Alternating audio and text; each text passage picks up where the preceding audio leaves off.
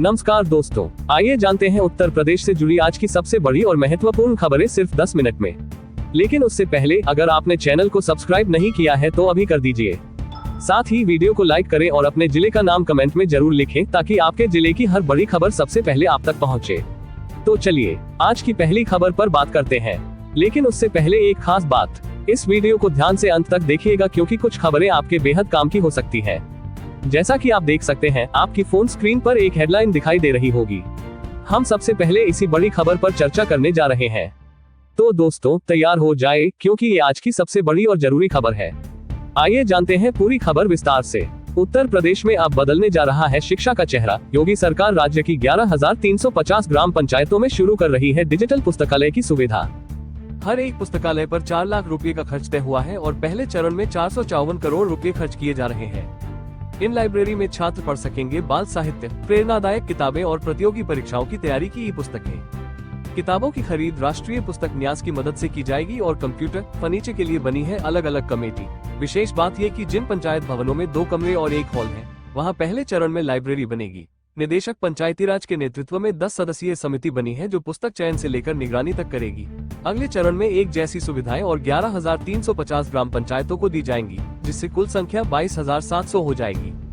अब आगे एक और खबर को देखें दोस्तों। यूपी में अब क्रिकेट प्रेमियों को मिलेगी नई सौगात। मुख्यमंत्री योगी आदित्यनाथ के ड्रीम प्रोजेक्ट के तहत गोरखपुर में बनेगा इंटरनेशनल क्रिकेट स्टेडियम। ताल नदौर में 50 एकड़ जमीन पर अगले 18 महीनों में पूरा होगा ये निर्माण, जिसकी लागत है 236 करोड़ 40 लाख रुपए। इसके पहले लखनऊ, कानपुर और वाराणसी में भी स्टेडियम तैयार हो रहे हैं। गोरखपुर का ये स्टेडियम अंतर्राष्ट्रीय मानकों के अनुसार बनेगा, जिसमें मुख्य परिसर होगा 45 एकड़ में और बाकी सुविधाएं होंगी 5 एकड़ में।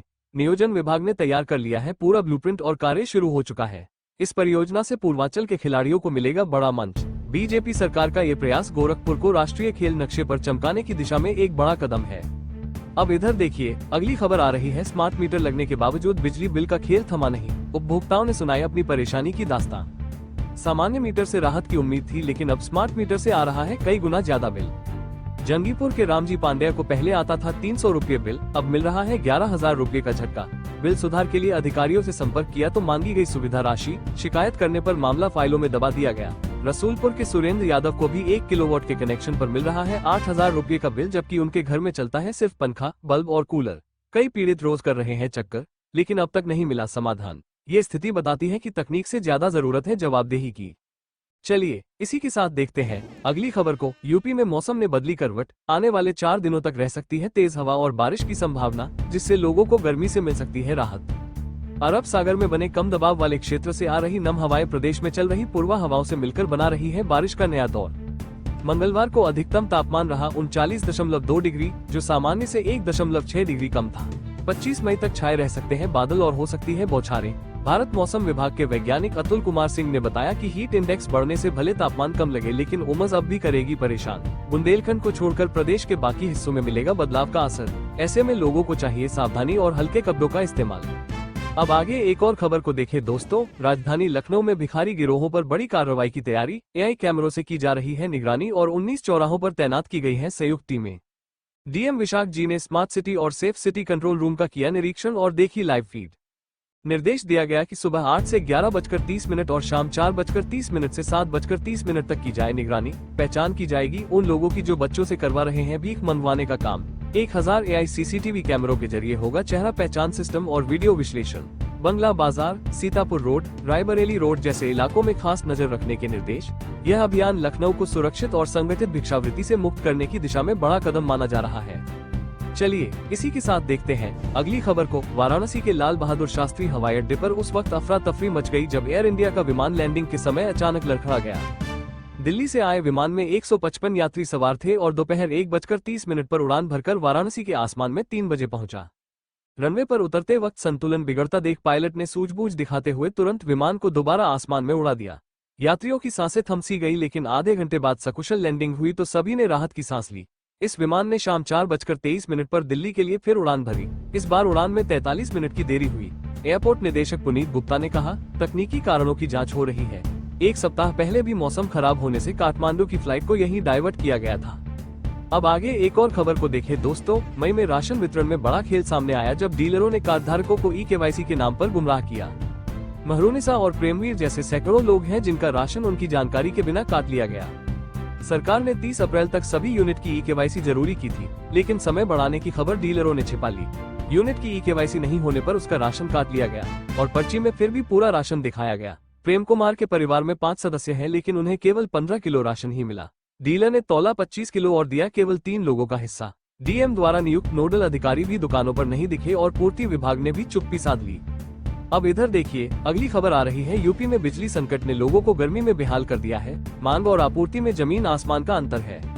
ऊर्जा मंत्री से लेकर विभागीय अधिकारी तक फोन नहीं उठा रहे और पावर कॉर्पोरेशन का दावा हवा में उड़ता दिख रहा है। ईटीवी भारत की जांच में पता चला कि 18 घंटे की जगह सिर्फ 8 से 12 घंटे ही बिजली मिल रही है। मिर्जापुर, बांदा और बाराबंकी जैसे जिलों में ट्रिपिंग और ओवरलोडिंग ने लोगों की मुश्किलें बढ़ा दी है। खराब ट्रांसफार्मर हर रोज जल रहे हैं। आंकड़ा 500 प्रतिदिन तक पहुंच चुका है।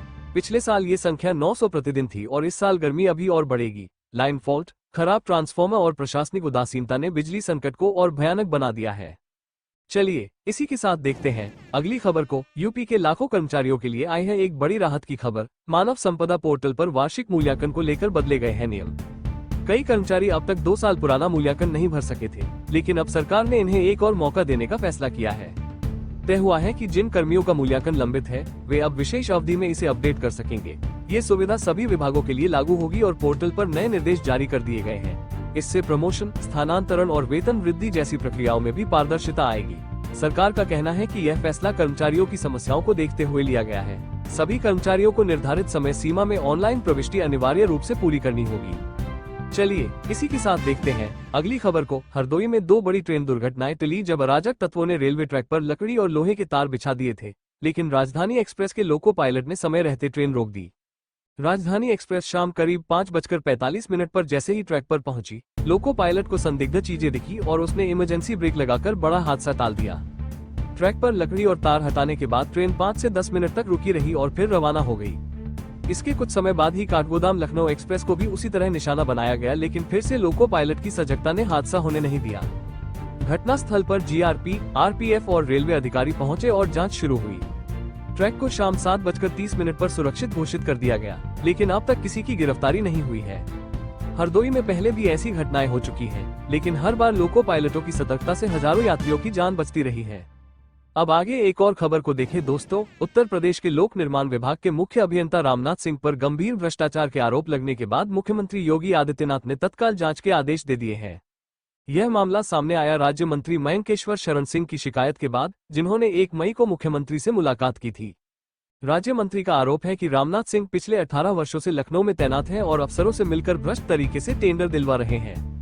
उन पर ठेकेदारों से कमीशन लेने, फर्जी प्रमाण पत्र के जरिए रजिस्ट्रेशन कराने और निर्माण कार्यों की आड़ में अवैध वसूली करने के आरोप भी हैं। बताया जा रहा है कि उन्होंने अपने करीबी कर्मचारियों को 2 पदों का लाभ भी दिलाया। इन सभी आरोपों को गंभीरता से लेते हुए मुख्यमंत्री ने उनका तुरंत तबादला कर जांच के आदेश दिए हैं। अब ये देखना होगा कि जांच में सच्चाई सामने आती है या यह मामला भी सिर्फ फाइलों तक ही सीमित रह जाएगा। तो दोस्तों, ये थी आज की कुछ महत्वपूर्ण खबरें और जानकारियां जो आपके लिए बेहद उपयोगी साबित हो सकती है। ऐसी जानकारी आपको शायद और कहीं एक साथ न मिल सके, इसलिए रोज की ताज़ा खबरों के लिए हमारे चैनल को सब्सक्राइब जरूर करें और वीडियो को लाइक नहीं किया तो लाइक करें। साथ में अपने जिले का नाम कमेंट में लिखें ताकि आपके जिले से जुड़ी हर जानकारी आप तक पहुंच सके। धन्यवाद।